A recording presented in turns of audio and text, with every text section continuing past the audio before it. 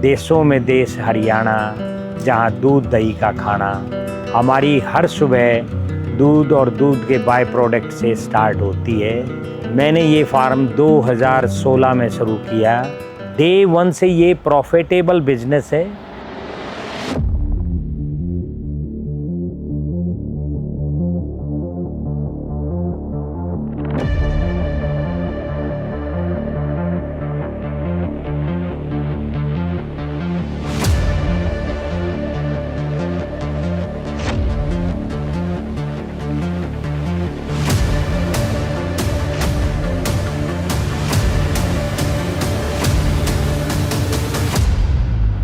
आप सभी श्रोताओं का सुरेंद्र छिकारा, मोहिंद्रा डेयरी, विलेज शिवाड़ी, तहसील फर्रुखनगर, गुरुग्राम, हरियाणा की तरफ से हाथ जोड़ के राम राम। आज आप ये एग्री विमल के माध्यम से मेरा वीडियो देख रहे हो। मैंने ये फार्म 2016 में शुरू किया। तो मेरा बेटा पला बड़ा हुआ है ऑस्ट्रेलिया में, उसने ग्रेजुएशन की है।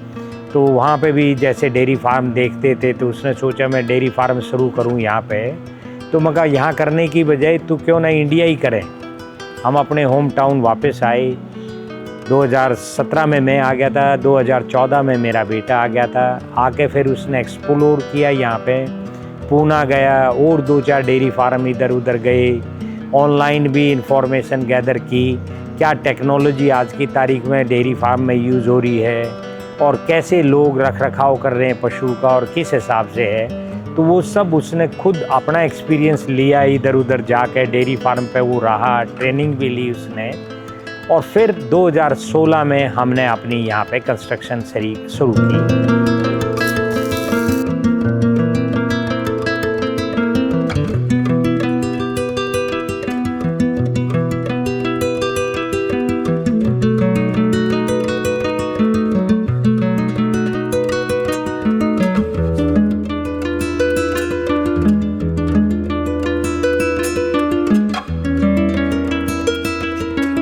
बाय दी गॉड ग्रेस और मेरे बड़े इंसेस्टर की ब्लेसिंग से मैं ऑलरेडी 50-70% तो प्लस पॉइंट ब्लेसिंग मेरे साथ थी।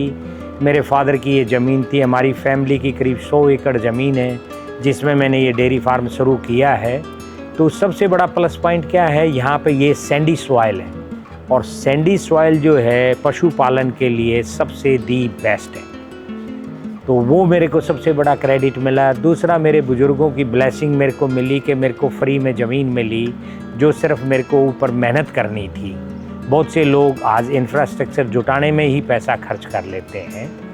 तो मेरे को ज़मीन मेरे पेरेंट्स से मिली, सपोर्ट मेरे को मेरे बेटे से मिली और इसमें एक बहुत बड़ा योगदान हमारे फार्म मैनेजर का या वेटनरी डॉक्टर रोहित गोस्वामी जी हैं, उनका भी रहा। तीनों ने मिल के आज ये सक्सेसफुल बिजनेस खड़ा कर दिया।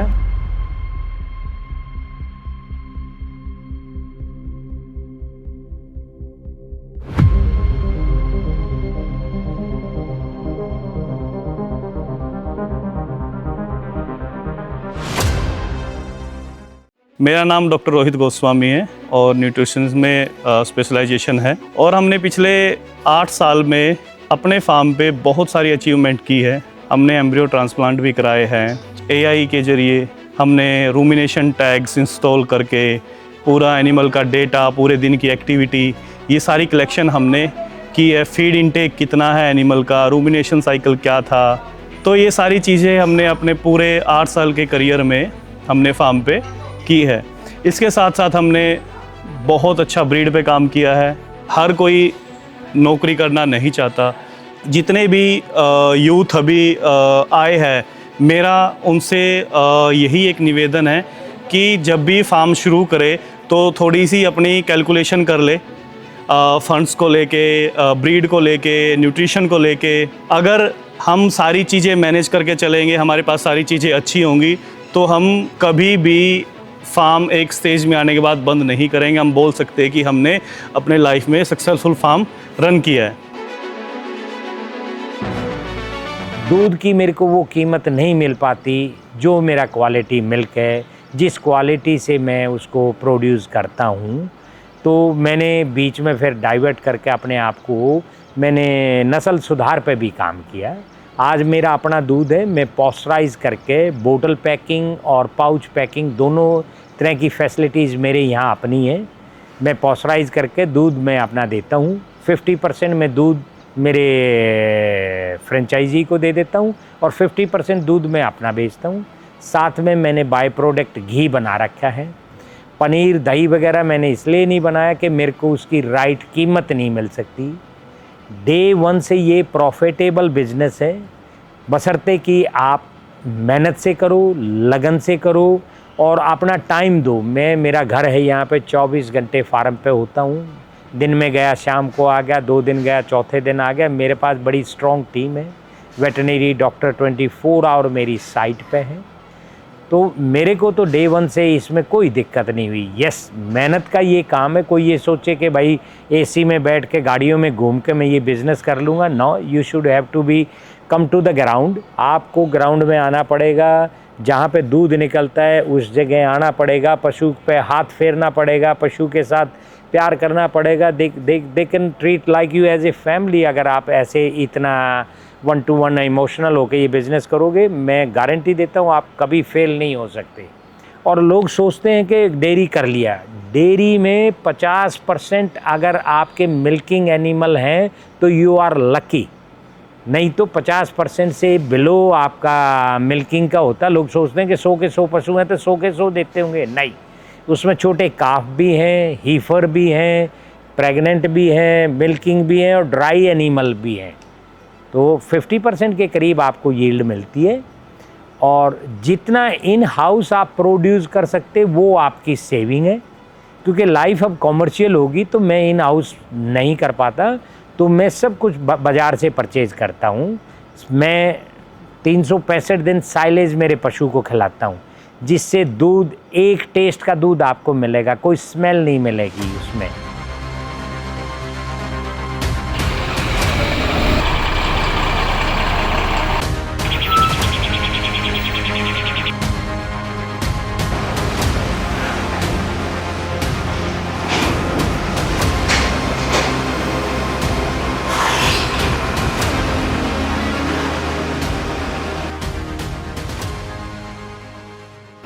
तो सर आपके फार्म पे हम देख रहे हैं तो यहाँ पे सारी बाहर देश की नस्लें दिखाई दे रही हैं, जो कि HF काफ़ी पॉपुलर ब्रीड है। इसको पालने का कोई कारण? इसका पालने का सबसे बड़ा कारण ये है, HF में सबसे बेस्ट तो ये है कि आज की तारीख में लेबर आपको बहुत कम मिल पाती है। इन पे टेक्नोलॉजी बहुत इजीली आप इस्तेमाल कर सकते हो।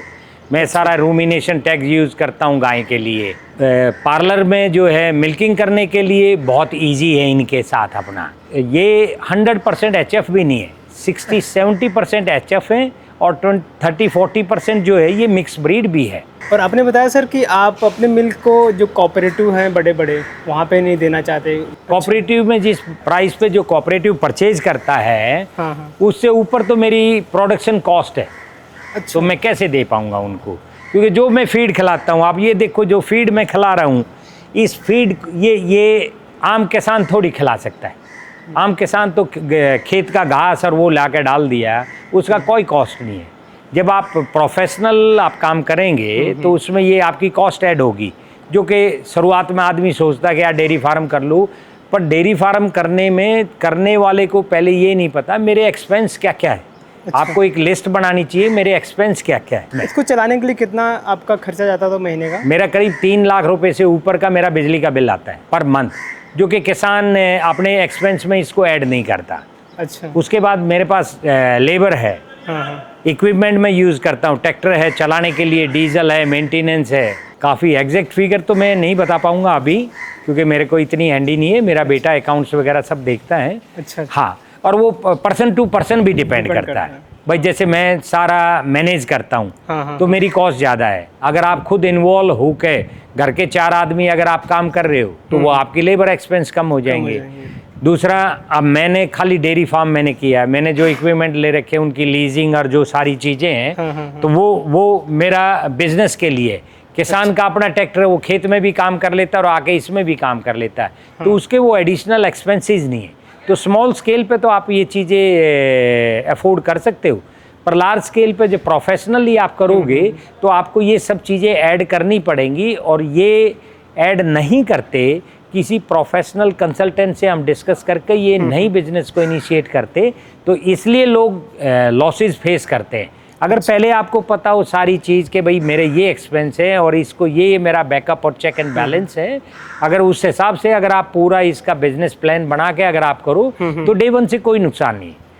पशु से दूध आपको मिलेगा, दूध से आप बाय प्रोडक्ट बना सकते हो, पशु से जो काफ है, हीफर है, आप अपने एनिमल सेल कर सकते हो, ठीक है जी। उसके बाद मैन्योर है, मैन्योर का भी अगर मैनेजमेंट आप करो तो ये भी आपका अच्छा हो सकता है। मैं फर्स्ट सेकंड लैक्टेशन की गायें सेल करता हूँ, थर्ड फोर्थ लैक्टेशन की।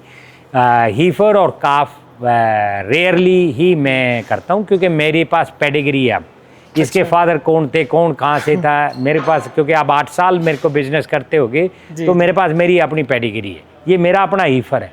अच्छा, तो ऐसे तो बहुत सारी संख्याएं बढ़ जाएंगी। हाँ, बढ़ जाती हैं, तो मैं हर साल सेल करता हूँ।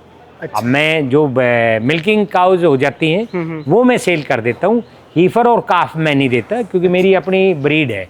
अब मेरे फार्म पे अब जो मेरे अपना ब्रीड है वो 30-35 प्लस की मेरी मिल्किंग है। एक बुल रखे हैं आप? हाँ, मेरे पास एक बुल है अपना। क्या कुछ नाम रखे हैं उसका? नहीं, नाम तो इनको बच्चों को पता होगा क्या नाम है, मेरे को नहीं। अच्छा। हाँ, पर यस, एक बुल है मेरा और बहुत अच्छा रिजल्ट है इसका। पूरे गाय के लिए हाँ सफिशिएंट? हाँ, सबके लिए सफिशिएंट है और बहुत अच्छा इसका रिजल्ट है। अच्छा। हाँ, इनका मुझे जानना था, लाइक मिल्किंग पीरियड कितना होता है? ये 365 दिन दूध देते हैं। 365 दिन? हाँ, 365 दिन दूध देते हैं, पर हम तकरीबन 10 महीने के लिए दूध लेते हैं। 2 महीने के लिए हम इनको छोड़ देते हैं, ड्राई कर देते हैं, जो इनकी हेल्थ मेंटेन रहे और वो रहे। तो मुझे लगता है ये सबसे सॉलिड गाय दिख रही है। कितना? नहीं, सारी हैं ये। मेरे पास मेरे फार्म की अभी 70 लीटर पे भी गाय पहुंच चुकी है per day? Per day 70 litre भी गाय मेरे पास मेरे फार्म की है। ओ भाई। तो मैं, क्योंकि सारी मेरे पास प्रोफेशनल टीम है और मैं सब 1-to-1 मॉनिटर करके सब मैं देखता हूँ। ये रूमिनेशन टैग लगा हुआ है इसके गले में, ये देख सकते हो, ये रूमिनेशन टैग है और लाइफ टाइम वारंटी है इसकी। ये नीचे तो वेट है कि वो रहे, और ये इसका टैग है और इंश्योरेंस भी है। अब मैंने सारे एनिमल की इंश्योरेंस ले रखी है। हाँ। मतलब हेल्थ इंश्योरेंस? हाँ, हेल्थ इंश्योरेंस भी मैंने अपने एनिमल्स की ले रखी है। अच्छा। हाँ जी। ये सरकारी वाला काम रहे? नहीं, प्राइवेट है, सरकार तो कुछ नहीं देती है हरियाणा में। बहुत सारे स्कीम तो चलते हैं। नहीं, कोई बड़े स्केल पे 5-10 गायें से ऊपर सरकार की कोई इंश्योरेंस स्कीम नहीं है डेयरी फार्म। शेड वगैरह लगाने के लिए कोई सब्सिडी नहीं है, सब पे जीएसटी मैंने दी हुई है, सब पे जीएसटी। कोई इक्विपमेंट वगैरह पे हरियाणा गवर्नमेंट कोई सब्सिडी नहीं देती। अच्छा। हाँ, दूसरी स्टेट्स में, पंजाब में सुना है कुछ है, यूपी में सुना है कुछ है, पर हरियाणा गवर्नमेंट अभी डेयरी फार्म पे कोई सब्सिडी नहीं दे रही। तो मार्केटिंग कैसे करते हैं? इतने मिल्क प्रोडक्शन हो रहा है, डेली कितना प्रोडक्शन हो रहा है सर? मार्केटिंग बहुत टफ है। मार्केटिंग के जो प्लेयर हैं 99% जो प्रोक्योरमेंट करके बेचते हैं, अच्छा। वो मार्केट के प्लेयर हैं। फार्मर, डेयरी फार्मर कोई मार्केट का लीडर नहीं है, जबकि मेरा अपना फार्म है, अपनी गायें हैं और अपना फार्म फ्रेश दूध है। सब प्रोक्योरमेंट है, चाहे कोऑपरेटिव ले लो, मैं नाम नहीं लेना चाहता, नहीं तो जितने भी हैं सब लेके और कुछ भी लिख के कोई भी लेबलिंग करके जो दे रहा है, पर वो मेरे की तरह फार्म फ्रेश किसी का नहीं है। तो मार्केटिंग करना बहुत टफ है। और मैं सबसे पहले ये रिक्वेस्ट करूँगा, जो भी कोई भाई डेयरी फार्म करना चाहता हो पहले तो कस्टमर पहले फिक्स करें। हाँ, मार्केटिंग पे भी अपना देखें, नेटवर्क कैसे दोगे, कहाँ दोगे। सुनने में बहुत अच्छा लगता है कि सब लोग क्वालिटी के लिए हेयर क्वालिटी लेना चाहते हैं। जब बाजार में आप जाते हो तो एप्पल टू एप्पल कोई कंपेयर नहीं करता, सब प्राइस देखते हैं, किसका सस्ता है वो लेते हैं। सही। तो मार्केटिंग, यस, ये चैलेंज है। और क्योंकि हम उस तरह के प्रोफेशनल या हमारा वो नेटवर्क नहीं है, एक फार्मर का, किसान का क्या नेटवर्क होगा। ये ब्रीड सर यहाँ पे इन्वायरमेंट के हिसाब से सही है? बोलते हैं कि ये सर्वाइवल नहीं, 70-80 साल से आ चुकी। हाँ। तो इसमें अब इतना ज़्यादा नहीं, एडजस्ट हो जाती, थोड़ी बहुत कॉम्प्लिकेशन आती हैं। अच्छा। पर 80% ये अब वेदर के हिसाब से एकम्युलेटेड है। और क्योंकि ये 100% HF नहीं है, 60-70% HF है, क्रॉस ब्रीड है ये। अच्छा। तो इसलिए एडजस्ट होने में कोई दिक्कत नहीं। और जो आज के मेरे अपने हीफर हैं, जो काफ है मेरे अपने, वो तो इसी एनवायरनमेंट में पैदा हुए हैं, तो दे आर मोर एडजस्टेबल। और इनका फर्स्ट लैक्टेशन कब स्टार्ट होता है? ये जब 250 किलो के आसपास इसका वेट हो जाता है ना, ईयर कितने साल की हो जाती है? 12 to 14 मंथ। 12 to 14। हाँ, 12 to 14 month, depend on your diet, क्या डाइट आप उसको देते हैं। जब वेट इसका करीब 250 kg से ऊपर हो जाता है तो ये रेडी आप लोग टू। वेट करते हैं उसको? वेट भी चेक यस, होता है? वेट भी चेक होता है, क्योंकि वो फिर प्रेगनेंसी टॉलरेट कर पाए या ना कर पाए, वो भी तो मेन इशू है। तो करीब 12-14 मंथ की जब हो जाती है तो फिर वेट उसका देखो, और फिर उसके बाद इस रेडी टू गो। तो आर्टिफिशियल इंसेमिनेशन का यूज़ होता है कि नहीं यहाँ पे? हीफर में तो आर्टिफिशियल ज़्यादा बेस्ट है, अच्छा। जो हमने नोटिस किया है। हाँ, जो हीफर है उसमें आर्टिफिशियल वाला ज़्यादा बेटर है। हाँ, बुल के माध्यम और से सेकंड, थर्ड वगैरह, फोर्थ में अगर हो, वो बुल के बुल से। ज़्यादा बेटर। अगर इंडिया में कोई करना चाहता हो तो ये ब्रीड पालना क्या रिकमेंड करेंगे आप? बहुत बढ़िया है, बिजनेस पॉइंट ऑफ व्यू से बहुत बढ़िया। अच्छा। हाँ, दूध की क्वालिटी तो आप जो खिला रहे उससे वानी है, हाँ। अदरवाइज मेरे हिसाब से तो कोई दिक्कत नहीं इस ब्रीड को, क्योंकि सबसे बड़ी चीज़ है लेबर मिलती नहीं, टेक्नोलॉजी इन पे बहुत इजीली अडॉप्ट आप कर सकते हो। अच्छा। ठीक है, और यही आपको आज की तारीख में चाहिए। और दूध तो जो खिला रहे उससे दूध की क्वालिटी बननी है। अच्छा, फिर इनकी यील्ड ज़्यादा है। अब 20-30 किलो दूध अगर एक पशु देगा तो 50% अगर आपने उस पर स्पेंड कर दिया तो 50% में आप अदर एक्सपेंसेस आप कवर कर सकते हो। अगर 5-10 लीटर ही दूध आपको मिला तो उसमें आप कितने खर्चे एक्सपेंस करोगे, क्या करोगे, तो उस रीज़न से भी ये बेस्ट है। अच्छा। हाँ। तो ये डोसाइल है लाइक यहाँ के लिए? भाई हमारे को तो कोई दिक्कत नहीं, मैं तो 8 साल से हूँ, आप देख सकते हैं मेरे हेल्थ, देख सकते हो मेरे एनिमल की और सारा सब कुछ। हाँ, अब मेरे को तो कोई दिक्कत नहीं आई। नहीं, सारे हेल्दी दिख रहे हैं। ऐसे गाय तो हमने इतने तंदुरुस्त गाय नहीं देखे। हाँ, तो मेरे को तो कोई वो नहीं, ऐसा कोई नहीं। अच्छा। चारे का खर्चा बहुत आता है इसमें ना? हाँ, चारे का तो है डेफिनेटली, क्योंकि मार्केट भी फ्लक्चुएट होती है। इसमें सबसे बड़ा एक्सपेंस क्या होता है जिसकी वजह से फार्मर फेल होते हैं डेयरी फार्मिंग में? भाई एक तो फंड्स की वजह से फेल होते हैं, उनको ये नहीं पता कि कल को क्या खर्चा चाहिएगा, क्या चाहिएगा नहीं। आपका खुद का वेटरनरी डॉक्टर आपके खुद के? हाँ, मेरा 24 आवर वेटरनरी डॉक्टर, क्योंकि मेरा जो हर साइज़ है 250 प्लस है। अच्छा। तो उसमें तो मेरे को 100% 24 आवर ऑन साइट मेरे को चाहिए। कब भी क्या ज़रूरत है। तो मेजर क्या हेल्थ इशू क्या आता है इनमें? सच ऐसा तो कोई नहीं, बस ये है कि जो डे टू डे में कभी कोई बीमार होगी या जो भी है वही है। अदरवाइज मेरे को तो ऐसा कोई हेल्थ इशू अभी तक तो मेरे को नहीं लगा। मेरे को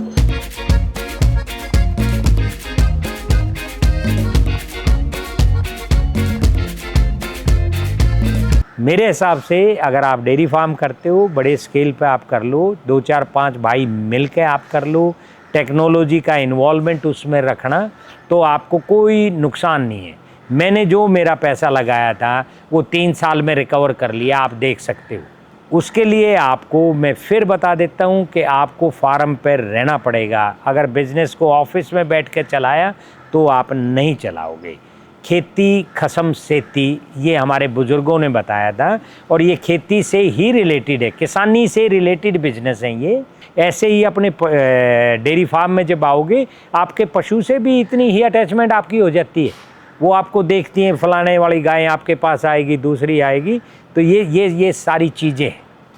तो आप प्लीज़ इस चीज़ को करना चाहो तो करो, अच्छे से करो, मेरी पूरी मदद रहेगी। आप एग्री विमल से संपर्क कर सकते हैं, वो आपको सारी इन्फॉर्मेशन प्रोवाइड करा देंगे। वो मेरे फार्म पे आ चुके हैं, मेरे से मिल चुके, स्टेप बाय स्टेप मैंने उनको सब कुछ मैंने बताया। तो मेरी तो सब भाइयों को हाथ जोड़ के यही है कि जो भी काम करें सोच समझ के करें, नॉलेज गैदर करके करें, फंड्स वगैरह कितने हैं, क्या कुछ है वो, और साथ के साथ मार्केटिंग ज़रूर करें। मार्केटिंग रीढ़ की हड्डी है। हम 2-4-6 घंटे से ज़्यादा अपने दूध को नहीं रख सकते, तो मार्केटिंग हमारे लिए बहुत ज़रूरी है। किसानी में गेहूं को आप 1 महीना रख लो, 2 महीने रख लो, कोई प्रेशर नहीं है आप पे, पर दूध तो आपको 2-4-6 घंटे में 1 दिन मैक्सिमम रख सकते हो, आपको बेचना ही पड़ेगा। तो टेक्नोलॉजी का ज़रूर इस्तेमाल करना और ख़ुद अपना टाइम देश को तो ये काम करना। तो तो मेरी सभी भाइयों से यही हाथ जोड़ के विनती है, आप आगे बढ़ें, दिन दुगनी रात चौगनी उन्नति करें और मेरा युवा सशक्त बने, मेरा देश सशक्त बने और उसमें मेरा कोई भागीदारी और योगदान हो सकता हो तो मैं तहे दिल से सबको आमंत्रित करता हूँ।